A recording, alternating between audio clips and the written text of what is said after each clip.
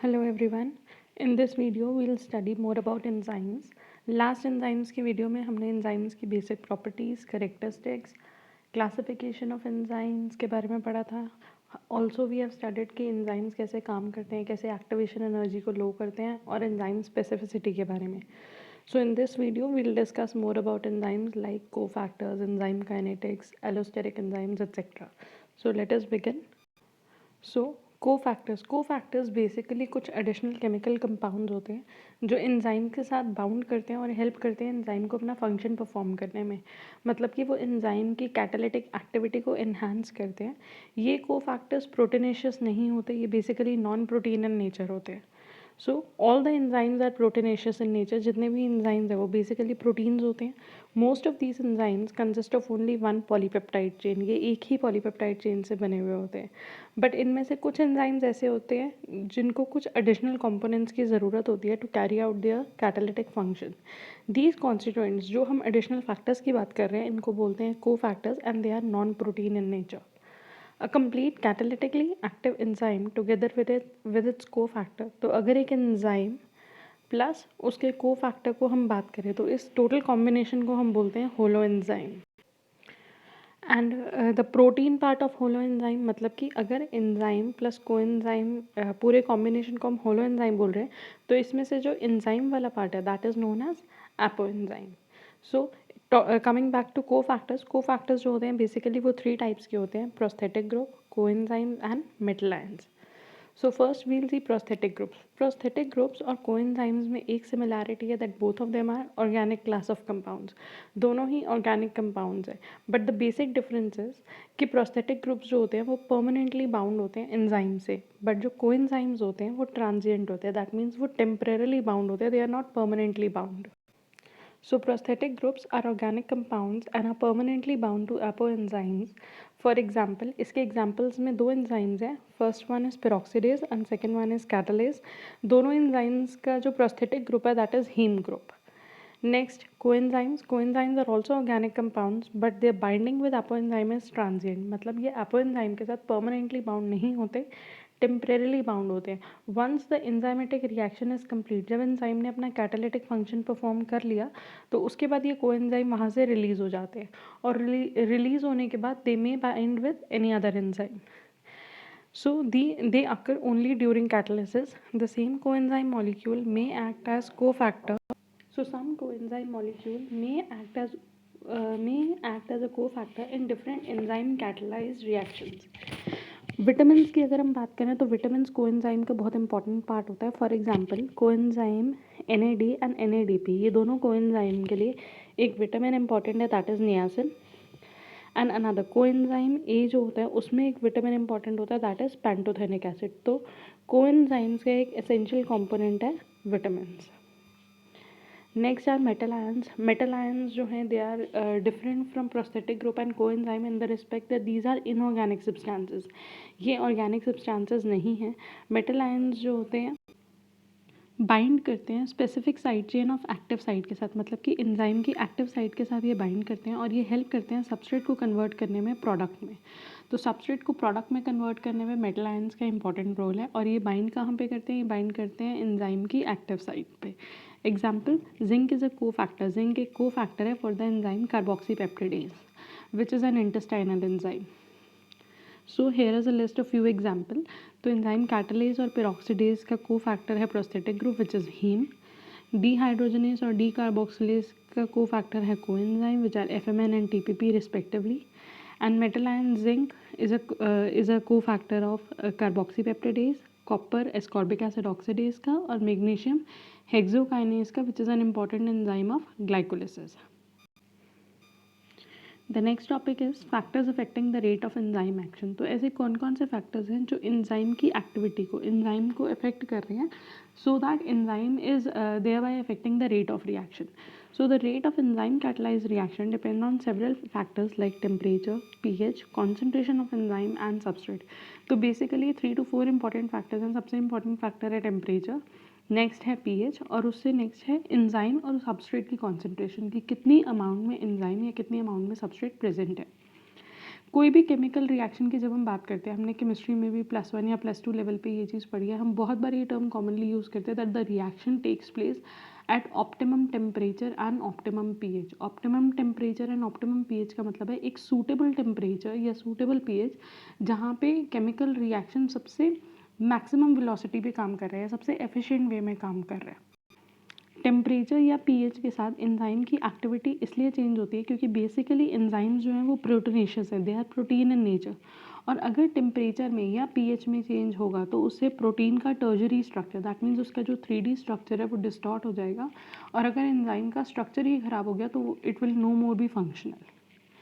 So the rate of enzyme catalyse reaction are expressed as turnover number. अगर हमें ये देखना है कि कौन सा एंजाइम कितना ज़्यादा बेटर काम कर रहा है तो उसके लिए हमें मेजर करना होता है उसका turnover number. The turnover number is the number of substrate molecules transformed into product in a unit time. So basically एक यूनिट टाइम में पर सेकेंड या पर मिनट में कितने सबस्ट्रेट मॉलिक्यूल्स कन्वर्ट हो रहे हैं प्रोडक्ट मॉलिक्यूल्स में, this gives us the turnover number. So if the enzyme concentration is known, अगर हमें एंजाइम की कॉन्सेंट्रेशन नोन है तो हम इजीली टर्नओवर नंबर को कैलकुलेट कर सकते हैं। Turnover number is the moles of product form per unit time upon moles of enzymes. The highest turnover number is of enzyme carbonic anhydrase. तो सबसे एफिशिएंट एंजाइम किसको माना जाता है, कार्बोनिक एनहाइड्रेस को, क्योंकि इसका टर्नओवर नंबर सबसे ज़्यादा है। अगर हमें टर्नओवर नंबर कैलकुलेट करना है या हमें एंजाइम को कैलकुलेट करना है, एंजाइम की कॉन्सेंट्रेशन को, तो उसके लिए यूनिट यूज़ होता है cattle, which is issued by international union of biochemistry. So one kettle is the amount of enzyme that convert 1 mole of substrate into 1 product per second।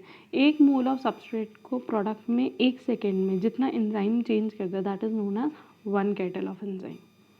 So we'll discuss about the effect of temperature. As the temperature increases, the rate of chemical reaction increases.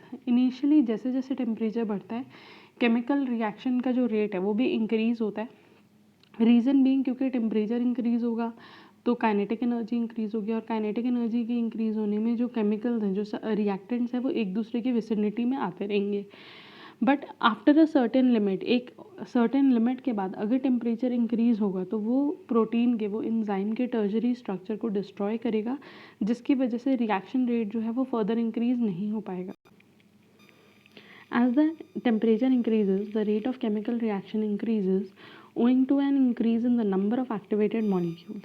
But when the temperature rises above a certain limit, it destroys the tertiary structure of the enzyme, causing the loss of activity. Similarly, low temperatures such as freezing temperature generally inactivate the enzyme.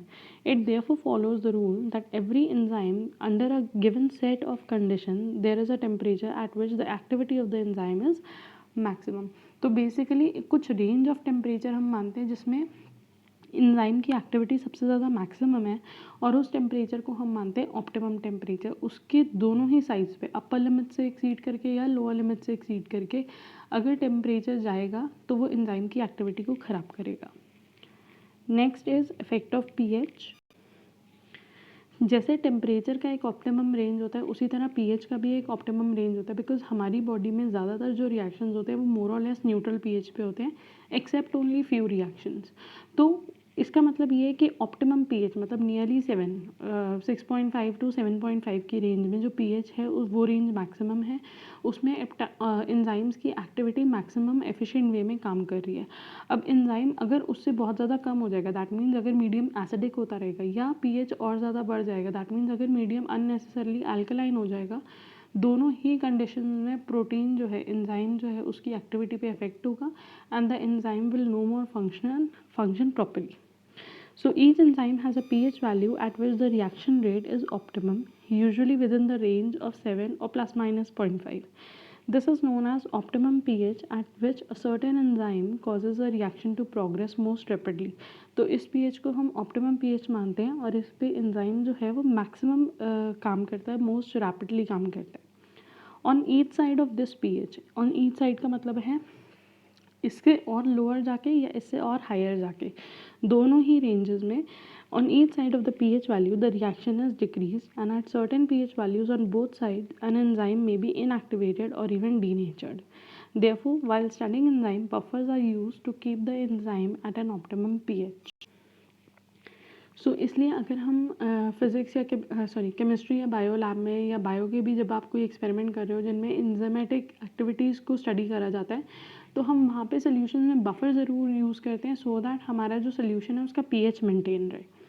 But ये जो pH range है 7 के आसपास की, neutral के आसपास की, ये मैक्सिमम केसेस में वैलिड है, but there are few exception. जैसे कि हमारे स्टमक में जो पीएच होता है वो नियरली 2.5 के अराउंड होता है due to the presence of hydrochloric acid. So in that case those enzymes are meant to work on that pH only. So here अगर हम बात करें पेप्सिन जो है वो 1.5 to 2.5 की रेंज में काम करता है, तो उसके लिए ऑप्टिमम पीएच वही माना जाएगा। एंड पैनक्रिएटिक एंजाइम्स जो कि स्मॉल इंटेस्टाइन में होते हैं वो अल्कलाइन रेंज में काम करते हैं विच इज़ मोर देन 7 और मोर देन 8, तो उनके लिए ऑप्टिमम पीएच वही माना जाएगा। बट अदरवाइज बाकी सारे एंजाइम्स के लिए या काफ़ी सारे एंजाइम्स के लिए जो ऑप्टिमम रेंज होती है वो 7 के आसपास होती है। Effect of enzyme concentration. Under constant conditions of temperature, pH and substrate concentration, the velocity of the reaction is directly proportional to the amount of enzyme present. अगर temperature optimum है, pH optimum है, substrate enough amount में present है, तो reaction rate enzyme की concentration पे भी depend करता है, क्योंकि अगर सारे फैक्टर्स वैलिड है, लिमिटिंग नहीं है, तो नेक्स्ट लिमिटिंग फैक्टर हमारा आ जाता है एंजाइम। अगर एंजाइम ज़्यादा अमाउंट में प्रेजेंट है तो वो ज़्यादा सबस्ट्रेट मॉलिक्यूल्स को इजीली कन्वर्ट कर देगा प्रोडक्ट मॉलिक्यूल्स में। That is the reaction rate is increased with increase in enzyme concentration.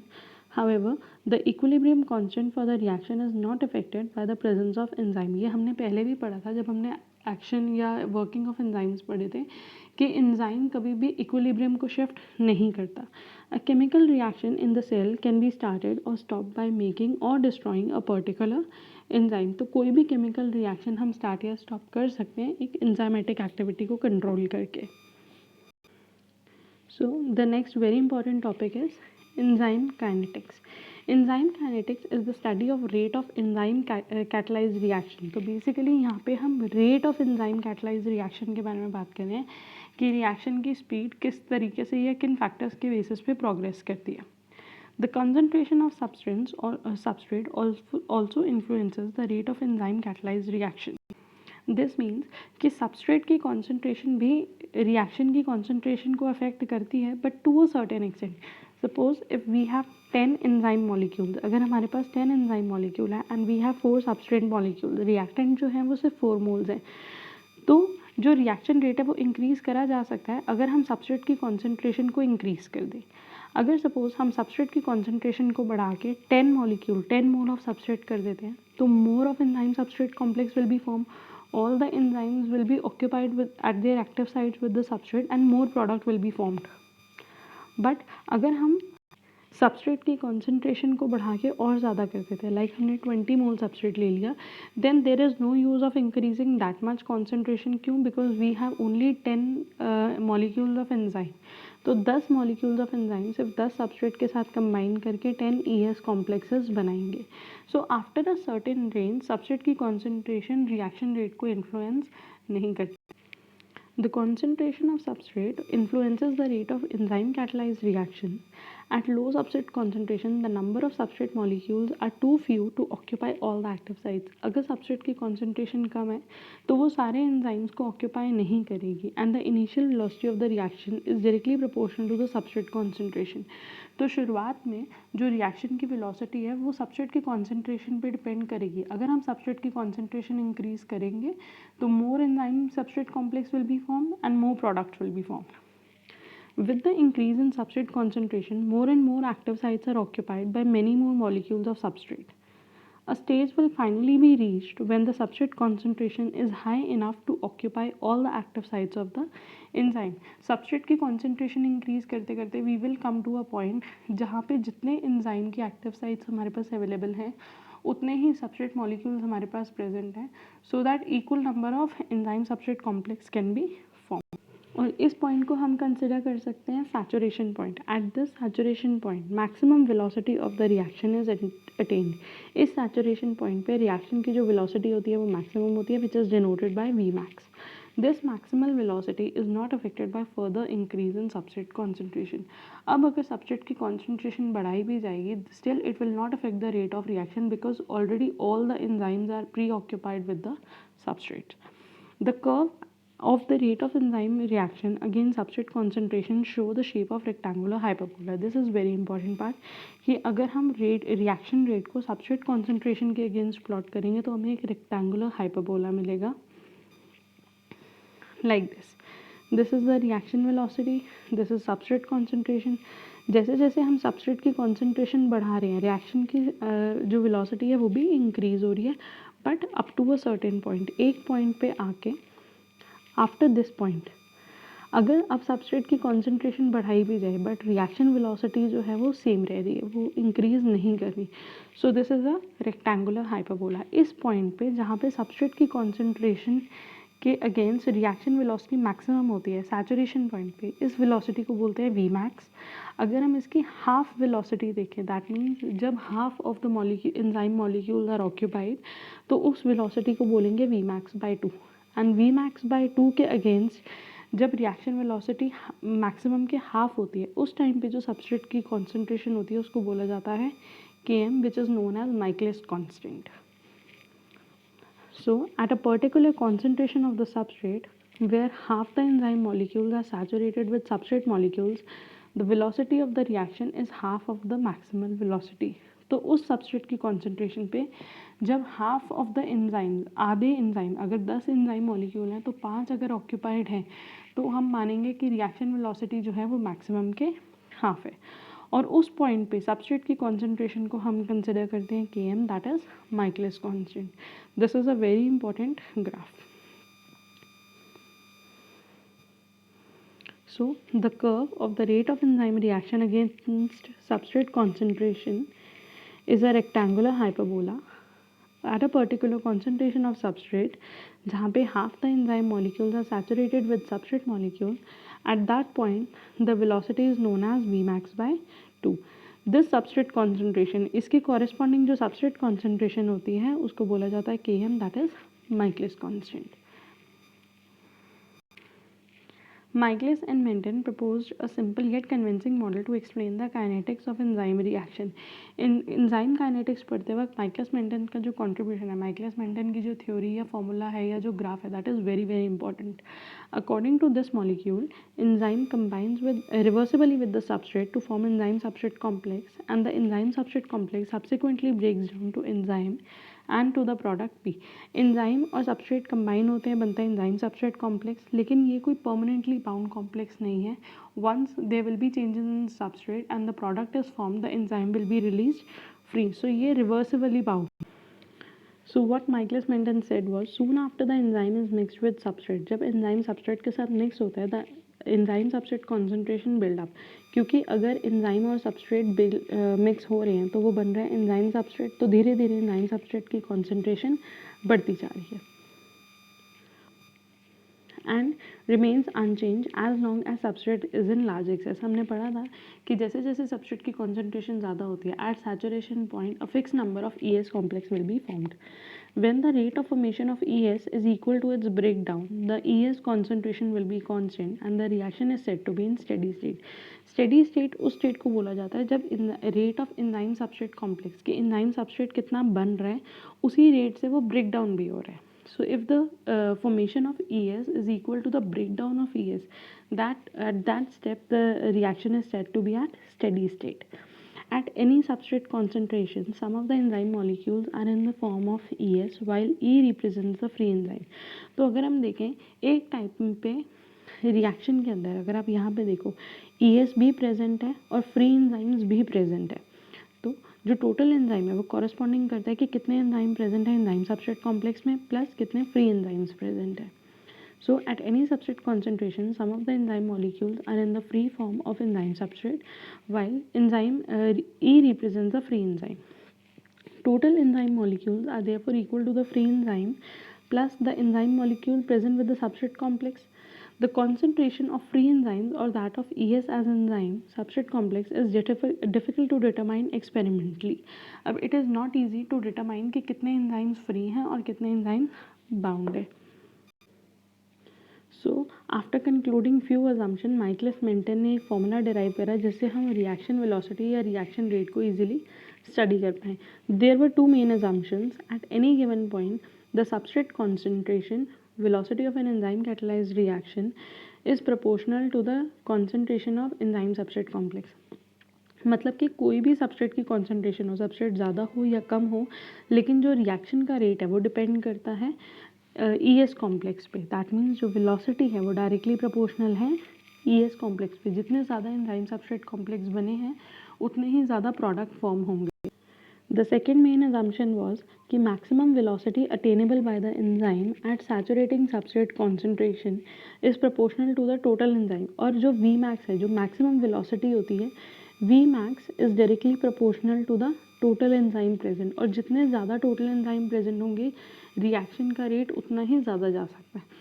So there are two main points कि वेलोसिटी जो है वो डायरेक्टली प्रोपोर्शनल होती है कि एक टाइम पे कितने ES कॉम्प्लेक्स बने हैं, और जो मैक्सिमम वेलोसिटी होती है वो डिपेंड करती है कि टोटल एंजाइम्स कितने प्रेजेंट है. Based on these assumptions, Michaelis-Menten, after very logical steps and very mathematical calculations, they concluded a formula of reaction velocity which is given by V is equal to Vmax, that means maximum velocity into substrate concentration, upon Michaelis constant plus substrate concentration. So this is a very important formula which is known as Michaelis-Menten formula also. और यहाँ पे Km जो है वो Michaelis-Menten constant को represent करता है, and Km is equal to reaction constant 2 plus reaction constant 3 upon reaction constant 1. As said earlier, Michaelis constant can also be defined as the substrate concentration where enzyme exhibit half of the reaction velocity. हमने ये चीज़ पहले भी पढ़ी थी कि Km जो है Michaelis constant जो है उस substrate concentration को represent कर रहा है जहाँ पे reaction की velocity Vmax by 2 होती है. Thus, Michaelis constant is a measure of degree of binding or affinity of the enzyme for substrate. Small values of Michaelis constant denote high affinity, while larger Km values indicate weak affinity. An enzyme has a characteristic Michaelis constant value for given substrate. As shown in the graph 9.10, Km value can be determined experimentally by determining the rate of reaction at various substrate concentrations. So basically अगर हमें Km की value निकालनी हो तो Km की value हम we can calculate the Km value using this graph also. अगर हम Vmax निकालें और Vmax बाय 2 पे कॉरस्पॉन्डिंग सबस्ट्रेट कॉन्सेंट्रेशन देख लें तो वहाँ पे भी Km की वैल्यू निकाली जा सकती है. But there is a problem. Sometimes most enzymes do not readily attain maximum velocity. काफ़ी सारे एंजाइमेटिक रिएक्शन कभी कभी मैक्सिमम वेलोसिटी तक नहीं पहुंचते ड्यू टू वेरियस फैक्टर्स. क्योंकि हमें पता है कि एंजाइमेटिक रिएक्शन जो है वो सबस्ट्रेट की कॉन्सेंट्रेशन या एंजाइम की कॉन्सेंट्रेशन के अलावा टेम्परेचर pH डिपेंडेंट भी होते हैं, तो वो मैक्सिमम वेलोसिटी तक नहीं पहुंचते and continue to show small increase in velocity even at high substrate concentration. तो इसी के लिए many times it is not possible to calculate Vmax या फिर Michaelis constant through that graph. In that case, we use a graph which is given by Lineweaver and Burke, which is also known as double reciprocal relationship. इसको double reciprocal relationship या double reciprocal plot भी बोला जाता है. The reason being because हमने जो पहले rectangular hyperbola पढ़ा था वो हमने पढ़ा था that is the graph of reaction velocity against substrate concentration. But यहाँ पे हम रेसिप्रोकल ऑफ रिएक्शन वेलोसिटी को रेसिप्रोकल ऑफ सबस्ट्रेट कॉन्सेंट्रेशन के अगेंस्ट प्लॉट करते हैं ताकि हमें एक रेक्टेंगुलर हाइपरबोला ना मिले. We can get a linear graph, हमें एक स्ट्रेट लाइन मिल सके. So, for a more convenient calculation of Michaelis constant, Lineweaver and Burke introduced different form of Michaelis-Menten equation by taking the reciprocal of both sides of the formula. By plotting reciprocal of velocity, that is 1 by v, against the reciprocal of substrate concentration, one gets a straight line from which Michaelis constant and Vmax can be easily calculated. तो अगर हम यहाँ से x intercept निकालें तो हमें Michaelis constant मिल जाएगा, और अगर हम यहाँ से y इंटरसेप्ट निकालें तो हमें Vmax मिल जाएगा. And the slope gives us the relation of Michaelis constant upon Vmax. So this was about enzyme kinetics. Enzyme kinetics में it is very important to remember the Michaelis-Menten constant, उनका graph, उनकी assumptions, and also about the Lineweaver-Burke plot. Next are allosteric enzyme. We will study about allosteric enzyme, inhibitors, and isoenzymes in the next video. Hope you find this video useful. आपको Michaelis enzyme kinetics और Michaelis Menten constant समझ में आया हो। It is a very important topic from examination point of view. Hope you like the video. Thank you for watching it.